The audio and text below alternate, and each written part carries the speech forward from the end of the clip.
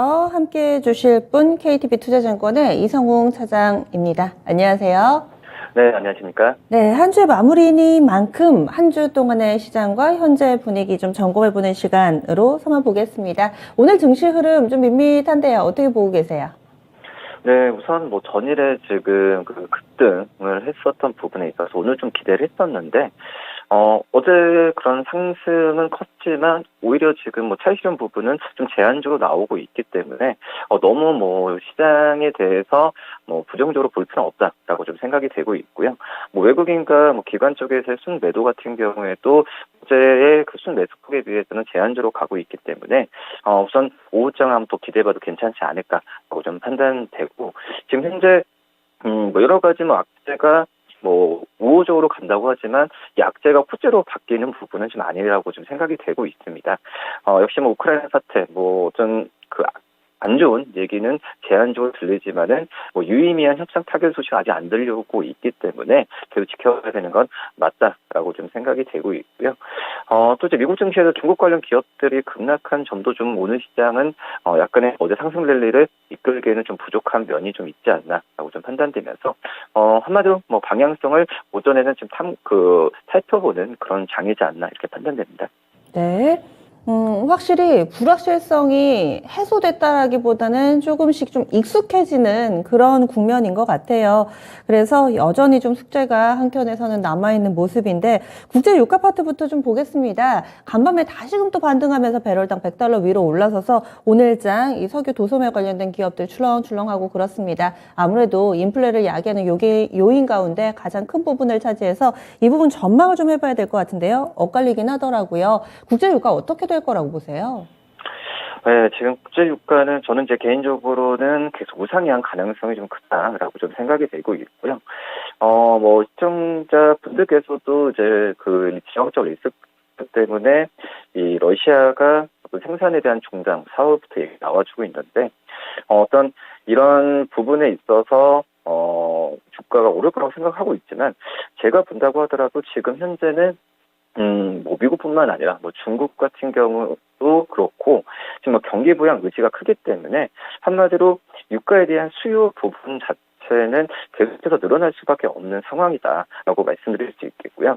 그렇기 때문에 어떤 공급의 제한보다도 이 유가에 대한 어떤 수요 부분은 계속 늘어날 수밖에 없는 그런 좀 시장으로서 가지 않을까. 그렇기 때문에 이 국제 유가도 이 $100 선 넘었지만은 이 $100 선이 아마 4월, 5월까지는 어떤 최대 지지선이 좀 되지 않을까라고 좀 생각이 되고 있습니다. 특히 이제 시진핑 중국 국가주석이 이 코로나 좀 중국 심한데 이 방역을 강조하면서도 이 경제 피해에 대한 부분에 우려를 많이 하고 있습니다. 그렇기 때문에 이 봉쇄령 해제에 대한 부분은 조만간 나올 가능성이 크고요. 이 봉쇄령 해제에 대한 부분은 그거죠. 결국 봤을 때는 이제 공장에 대한 가동률에 대한 늘리겠다라는 부분이기 때문에 어떤 이 유가에 대한 수요 부분은 다시 일어날 가능성이 크다라고 좀 판단되고 있습니다. 그럴 때 오늘 우리나라 관련주들 좀 상승세를 좀 보여주고 있는데, 테마라기보다는 어떤 이 기업 펀더멘털에 대한 개선에 대한 시각이 좀 크다라고 생각이 되고 있고요. 그렇기 때문에 국제 유가 상승에 의한 수혜주들은 한번 시적 추정치도 다시 높아질 가능성이 크고 다시 한번 점검할 필요가 있지 않나 이렇게 좀 판단됩니다. 네. 횡보가 아니라 그러면 국제유가가 오름세를 나타낼 거라고 보시는데, 그러면 직전 고점 $130까지 어느 정도 좀 속도 조절을 하고 갈 거다? 아니면은 예전과 같은 가파른 상승, 혹은 이 부분에서 저항을 받을 것이다? 좀 더 구체적으로 국제유가의 흐름은 어떨 거라고 보세요? 지금 현재 전문가들은 3분기만 본다고 하더라도 이 브렌트유 가격 전망을 배럴당 $120로 지금 잡히고 있는데, 우선 $120까지는 3분기라고 한다면은 이제 7월이죠. 갈 가능성이 크다라고 생각이 됩니다. 그렇기 때문에 지금 현재 3월 말일에서 본다고 한다면 이 4월, 5월, 6월까지는 이 $100에서 $120 선은 유지가 되지 않을까라고 좀 생각이 되고 있고요. 문제는 4월부터 이제 러시아산 이 원유에 대한 생산에 대한 부분에 있어서 중단에 대한 부분 얘기 나와주고 있는데, 또 이제 바뀔 수도 있어요. 글로벌 어떤 정책 정책이나 정치적인 선을 본다고 한다면 이 부분이 다시 생산을 가동한다면은 뭐 100달러를 어떤 최저치로 생각하고 뭐 100달러에서 110달러 선을 사이를 몇 개월 동안은 계속 예상을 해도 괜찮지 않을까 이렇게 판단됩니다. 이제는 100달러가 저항 라인이 아닌 지지 라인이 되면서 여기에서 120달러 선까지 열어두셨네요. 직전 고점이 한 130달러 선인데 여기까지의 강한 돌파는 아니지만은 일단은 이 위쪽으로 박스권이 상향 조정돼 있다. 이런 시각으로 보고 계신 건데 코스피 지수가 더 오름세를 나타낼 거다라는 의견이 지배적인 상황인데요. 사실 이를 위해서는 이 시가총액 상위에 있는 종목군들이 좀 움직여줘야 됩니다. 그런데 오늘도 삼성전자와 SK하이닉스는 지지부진한 모습을 띠고 있는데 이 반도체 투톱 움직임은 앞으로 어떻게 될까요? 네, 어제 시장을 움직였던 부분이 바로 이제 이 반도체 쪽이라고 볼 수 있겠는데, 근데 어제 뭐 상승에 대비해서는 오늘 거의 뭐 조정을 안 받는 거죠. 그렇기 때문에 추가적인 상승 여력은 분명히 있다라고 좀 생각이 됩니다. 뭐 쉽게 말씀드리면, 주가가 많이 올랐을 때는 원래 차익이 나오기 마련이죠. 하지만 차익 실현이 안 나오고 또 상승을 하게 된다면 한마디로 이 그 종목에 대해서 이 갖고 있는 보유하고 있는 투자자들은 그 이상의 가격을 보고 있기 때문에 팔지 않는다는 거거든요. 뭐 그러기 때문에 차익 실현이 조금 나온다라고 한다면은 추가적인 상승 여력을 더 기대해봐도 괜찮다라는 말씀이고요. 특히 이제 뭐 삼성전자, SK하이닉스 어떻게 보면 그 개인분들이 가장 좋아하시는 종목이고 3월달에 본다고 하더라도 가장 순매수가 많이 일어났던 종목이 삼성전자, SK하이닉스입니다. 한마디로 이 주가에 대한 어떤 그 과도한 하락에 의해서 매력적인 좀 가격이라고 좀 판단을 지금 하고 있지 않나라고 생각이 되고 있고요. 특히 이제 중요한 부분 이제 뭐 삼성전자는 반도체가 크긴 하지만 여러 가지 스마트폰, 뭐 여러 가지 다른 산업들도 있기 때문에 실제적으로 이 반도체에 대한 직접적인 종목은 바로 SK하이닉스라고 생각이 되고 있고요. 이 SK하이닉스 같은 경우가 이제 올해 1분기 실적이 3조 이하에 대한 부분에 있어서 물론 이제 이 주가 떨어지는 부분이 어떤 글로벌 리스크가 가장 크긴 하지만 1분기 실적에 대한 우려감이라고 좀 생각이 되고 있는데 하지만 뭐 1분기에 이런 3조 이하의 영업이익은 이 솔리다임 있죠. 이 자회사의 어떤 일회성 비용이라고 좀 강하게 작용하지 않았나 판단되고 있고 오히려 지금 2분기 실적의 영업이익 4억 이상을 지금 가져갈 가능성이 좀 크다라는 평가가 나와주고 있습니다. 그렇기 때문에 매수 관점으로 어떤 지금 이제 접근을 해도 충분히 그 수익을 낮출 수 있지 않을까라고 생각되고요. 이런 2분기 실적에 대한 부분에 있어서 아시겠지만 반도체 부족이기 때문에 반도체에 대한 수요 부분은 지금 폭발적으로 늘어나고 있는 상황입니다. 한마디로 이 어떤 바이어 마켓보다도 어떤 셀러의 마켓으로 계속 지금 바뀌는 상황이라고 좀 볼 수 있겠고요. 우리 SK하이닉스뿐만 아니라 다른 기업들까지도 다른 어떤 반도체 기업들까지도 이 디램 가격에 대한 상승 부분을 이끌기 위해서 이 공급 부분을 좀 제한적으로 갔던 상황이라고 좀 볼 수 있겠고요. 그렇기 때문에 어떤 디램 가격 상승 부분은 2분기 때 분명히 또 일어나지 않을까라고 좀 생각이 되고 있습니다.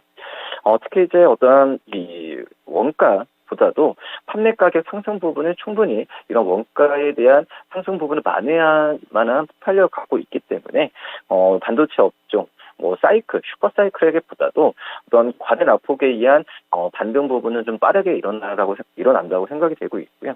그래서 SK하이닉스 그리고 삼성전자 이런 관련주들은 매수 관점을 접근해도 무리가 없지 않나 이렇게 생각됩니다. 네, 요즘에 시장이 하루하루 새로운 이슈에 좀 집중하고 있습니다. 오늘장 시장이 찾아낸 부분은 바로 또 이 중고차 관련된 부분이 아닐까 하는데 오늘장에서 뭐 오토엔이라든지 오토엔은 상장한 지 2달도 채 안 된 종목인데 오늘 존재감이 뚜렷하게 나타나고 있는 상황이고요. K카는 또 거래 대금 7위에 이름을 올리고 있습니다. 이런 중고차 시장에 대기업 집단이 진출할 수 있는 현재 상황에 대해서 어떻게 좀 판단을 하고 계시는지 관련된 종목군들이 일시적일지 아니면은 중장기적으로 상승 추세 이어갈 수 있을 거라고 판단하시는지 의견 주시죠.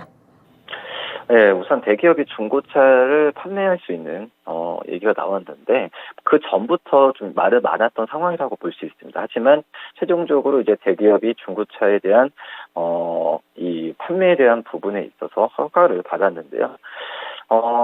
우선 지금 현재 이거에 대해서 뭐 좋다 안 좋다라고 얘기하는 것보다도 이제 우리는 이제 저희는 이제 주가 측면에서 봐야겠죠.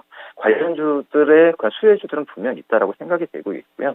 이 중고차에 대한 이 관련주들은 굉장히 좀 생각보다 좀 많습니다. 물론 현대 기아차도 있을 테고 이걸 납품하는 뭐 현대 글로비스 그리고 현대 모비스도 있을 테고요. 또 렌탈 부분 쪽을 하고 있는 뭐 롯데 렌탈도 있을 테고 또 이제 뭐 회계 시스템이나 이런 부분 하나 엠노나 이런 관련 기업들이 있다라고 좀 생각이 되고 있는데 저는 이제 이 안에서는 이 롯데 렌탈의 어떤 가장 중고차 쪽에서의 대표적인 사업 부분이기 때문에 이 롯데 렌탈을 좀 관심 있게 가야 되지 않을까 생각되고요. 이 렌탈에 대한 중고차 판매에 대한 렌탈 부분이 활발하는 것도 있지만 역시 롯데 렌탈 같은 경우에 쏘카죠. 이 쏘카 지분 인수가 통해서 이 사업 포트폴리오에 대한 부분이 좀 잘 짜여지는 현재 상황이라고 볼 수 있습니다. 그렇기 때문에 쏘카가 또 IPO가 만약 흥행하고 된다면은 지분 가치 상승도 분명히 있을 거다라고 좀 생각이 되고 있고요.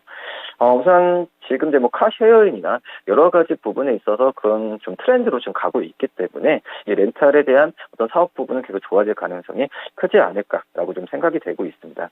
그리고 최근에 좀 1인 가구가 많아졌잖아요. 그렇기 때문에 20대나 30대 차량의 수요가 감소하면서 카쉐어링은 어떤 하나의 트렌드가 될 가능성이 좀 크지 않을까라고 좀 생각이 되고 있고요. 뭐 주가 모멘텀이 또 강하게 된다고 한다면은 릴레이팅 기업에 대한 재평가 이어질 가능성이 크기 때문에 이 롯데렌탈을 좀 관심주로 말씀드리도록 하겠습니다. 네. 그래서 이번에 이 중고차 시장에 대기업들 진출할 수 있는 것에 수혜주 토픽을 뽑자면은 롯데렌탈 이렇게 또 자세하게 설명을 해주셨네요. 오늘 시장 분위기 쭉 들여다봤습니다. 빅픽처 그려주세요. 네, 오늘 시장 같은 경우에는 한마디로 뭐 적극적인 매수라기보다도 뭐 과감한 어떤 수출이나 이런 종목들 같은 경우는 매수하는 게 맞다라고 좀 판단이 되고 있고요. 뭐 그러기 때문에 괜찮은 어떤 수출 성장주 많이 조정을 받았던 종목들에 대해서는 매수 관점이 확실하게 해야 되지 않을까 좀 판단이 됩니다. 네, 알겠습니다. 다음 주에 뵐게요. 네, 감사합니다. 네.